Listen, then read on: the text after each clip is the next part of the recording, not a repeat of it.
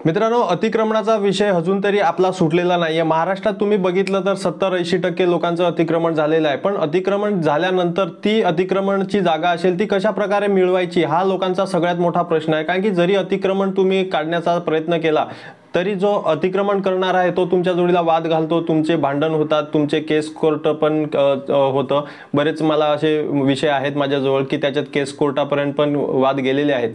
तर अतिक्रमण नेमकी कशा प्रकारे काढायचं, कारण की लोकांना जो माहितीचा जो कायद्याचं माहिती नसल्यामुळे लोक काय करतात की सर मोजणी झाल्यानंतर तुम्ही डायरेक्टली अतिक्रमण काढण्याचा प्रयत्न करतात. त्यामुळे जो वादी असतो म्हणजे अतिक्रमण करणारा असतो तो कधी तुमच्या जोडीला सहमत नसतो. तो सहसा तुम्हाला डायरेक्टली अतिक्रमण देणारच नाही, कारण की त्याने एवढे वर्ष ती जमीन कसलेली असते आणि तो सांगतो की मग एवढे वर्ष तुम्ही काय केलं. त्यासाठी आपण जी लीगल पद्धत आहे, जो कायदा आहे त्याप्रमाणे त्याची आपण जर मदत घेतली तर आपल्याला नक्कीच आपलं अतिक्रमण आहे ते बिना वाद केल्याशिवाय म्हणजे आपण आपसात वाद न करता आपल्याला कायद्याने वाद करायचे आहे. त्यामुळे आपल्याला कायद्याचा सपोर्ट मिळाल्यानंतर आपल्या जोडीला कोणताच म्हणजे नुकसान होणार नाही, आपल्याला कोणतीच हानी होणार नाही. ह्याची म्हणजे मी माहिती देणार आहे की आपण अतिक्रमण कशा प्रकारे काढू शकतो. तर सध्या तर मी तुम्हाला पहिले स्टेप जे आहे ते अतिक्रमण सिद्ध कसं होतं ते मी तुम्हाला पहिले समजवतो. आता समजा आपल्याजवळ जमीन आहे आणि जर एखादा माणूस सांगत असेल की नाही तुझं शेत आहे ते तिथे निघतं म्हणून आपण एकमेकांशी भांडायला लागतो, असं नसतं मित्रांनो. सगळ्यात आधी तुम्ही एक मोजणी करायची आहे. भले तुमचे 5 पैसे तिथे खर्च होतील पण पहिले कन्फर्म करून घ्यायचं आहे की अतिक्रमण खरोखर आहे की नाही. आता तुम्हाला 100% माहिती असेल की अतिक्रमण आहे तरी तुम्ही डायरेक्टली वाद नाही करू शकत, कारण की ह्याच्यात कायद्याने चालतं, सगळं गणित आहे ते कायद्याने चालतं. अतिक्रमण आहे हे सिद्ध फक्त भूमी अभिलेख करू शकतो. त्यासाठी तुमच्या ज्या पायाखाली जमीन आहे किंवा तुमचा जो सातबारा आहे त्याची तुम्हाला मोजणी करणं हे गरजेचं असतं. आता बरेच लोक सांगतील की सर आम्ही मोजणी केलेली आहे पण काय त्याचा फायदा झालेला नाही. फायदा होतो पण तुम्ही स्टेप जे आहेत ते पूर्ण करत नाही, त्यामुळे तुम्हाला त्याचा फायदा कधीच होणार नाही. आता मी समजावतो की समजा एखादी तुम्ही मोजणी केली. आता मोजणी करताना असं नाहीये की जो अतिक्रमण जे तुम्हाला वाटतं की तिथपर्यंत 50 फूट किंवा 100 फूट जिथे अतिक्रमण आहे तिथे तुम्ही पॉईंट दाखवायला निघून गेले, असं कधीच करू नका. तिथे तुमची मोजणीच थांबून जाईल, तुमचं तिथे मोजणीचं कामच होणार नाही. 50% शेतकऱ्यांचं नुकसान इथे होतं की ते काय करतात की आमचा नंबर तिथे दुसऱ्याच्या शेतात निघतो, अशा प्रकारे ते तिथे शेतात पॉईंट दाखवायला जातात भूमी अभिलेखच्या अधिकाऱ्यांना. मग तो शेतकरी काय करतो, तो तिथे भांडण करायला लागतो आणि भूमी अभिलेखचा जो अधिकारी असतो तो सरळ पंचनामा करून टाकतो की जागेवर वाद असल्या कारणाने मोजणी होऊ शकत नाही, त्यामुळे तुम्ही जे भरलेले पैसे असतात ते सुद्धा तुमचे वाया जातात.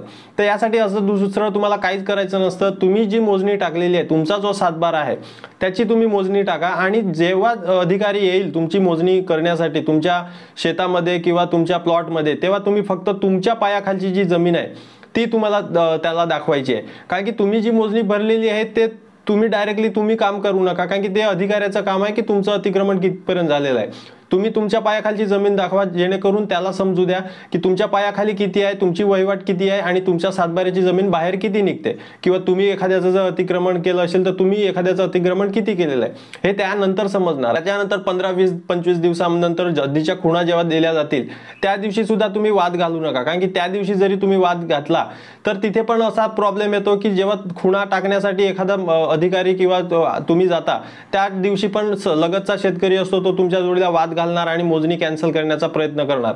तर त्यासाठी काय करा की सामंजस्याने जे खुणा देत आहेत त्याप्रमाणे खुणा टाकून द्या. तिथे खूण टाकली म्हणजे तुम्हाला अतिक्रमण मिळून जाईल हा उद्देश कधीच नसतो आणि याचा तुम्हाला खुणा टाकल्यानंतर फायदा पण होत नसतो. तर त्यासाठी तुम्ही थोडं संयम ठेवा. तुम्ही त्याच दिवशी भांडायला लागू नका, तुम्ही फक्त खुणा टाकून घ्या. एखाद्याने जर असं सांगितलं की नाही इथे खूण नाही दाखवायची तर तुम्ही तिथे हात वरती करा, भले ठीक आहे नाही टाकायची काय हरकत नाही. आगरपणा का घ्यायचा आहे, कारण की तुमच्या हातात क प्रत आली पाहिजे. एकदा हातात तुमच्या जर क प्रत आली तर मग बाकी पुढचा विषय आहे तो तुम्ही करू शकतो. कारण की जर तुम्ही मोजणीच्या दिवशी वाद घातला तर मोजणी कॅन्सल होईल. जर तुम्ही हद्दीच्या खुणा देताना जर तुम्ही वाद घातला तर तिथे हद्दीच्या खुणा जो अधिकारी द्यायला आलेला आहे तो पण पळून जाईल.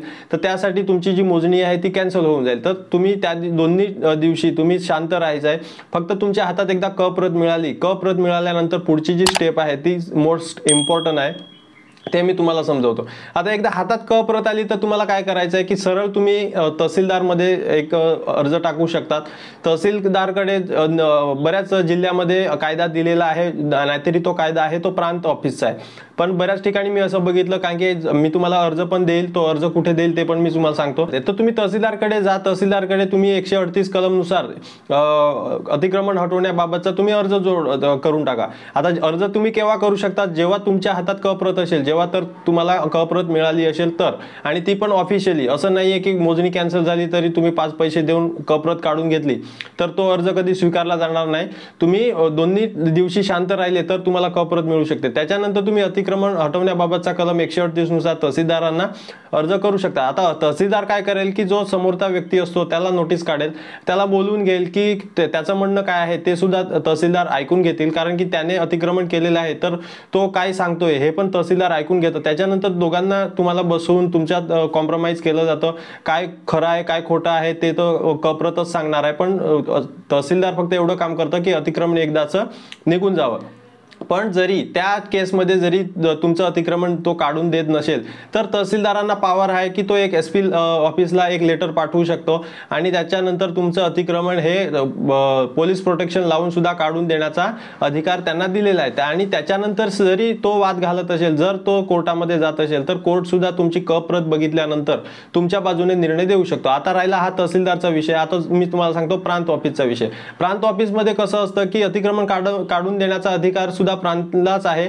तर त्याच ठिकाणी आपल्याला BND दाखल करायची असते. ती पण BND दाखल करताना आपल्याला कप्रत तिथे जोडावी लागणार आहे. जुने नकाशे जोडावे लागणार, आताचे नकाशे, आता 7/12 वादीचं पूर्ण डेटा आपल्याला तिथे द्यावा लागणार आहे, तेव्हा तो तिथे ऍक्शन घेऊ शकतो. आणि त्याच्यानंतर तुम्ही जर प्रांताची ऑर्डर जेव्हा निघेल तेव्हा तो सुद्धा पोलीस प्रोटेक्शन लावून तुम्हाला अतिक्रमण हटवून देऊ शकतो. तर अशा प्रकारे आपण BND दाखल करून किंवा तहसीलदारकडे अर्ज दाखल करून कलम 138 नुसार आपण अतिक्रमण हटवण्याबाबत म्हणजे प्रयत्न केले पाहिजे. असं डायरेक्टली भांडून अतिक्रमण कधीच निघत नाही आणि असेचे असे केस तसे उभे राहतात आणि आपल्या हातात काहीच राहत नाही. त्यामुळे तुम्ही भांडू नका, कायद्याने चला. जर तुमचं अतिक्रमण झालं असेल तर 100% तुमचं अतिक्रमण अशा प्रकारे निघू शकते. आणि त्याच्यानंतर शेवटी जर प्रांताचा निकाल सुद्धा जर तिथे ऐकत नसेल, पोलीस प्रोटेक्शन लावून सुद्धा जर तिथे प्रॉब्लेम क्रिएट होत असतील तर ते मॅटर 100% कोर्टात जाईल आणि कोर्टात गेल्यानंतर तुमची करपत जी आहे त्या कप्रतच्या बेसवर तुमच्या बाजूने तिथे निर्णय दिला जाईल. आणि जर तरी तो हटवत नसेल अतिक्रमण तर त्याच्यावर गुन्हा दाखल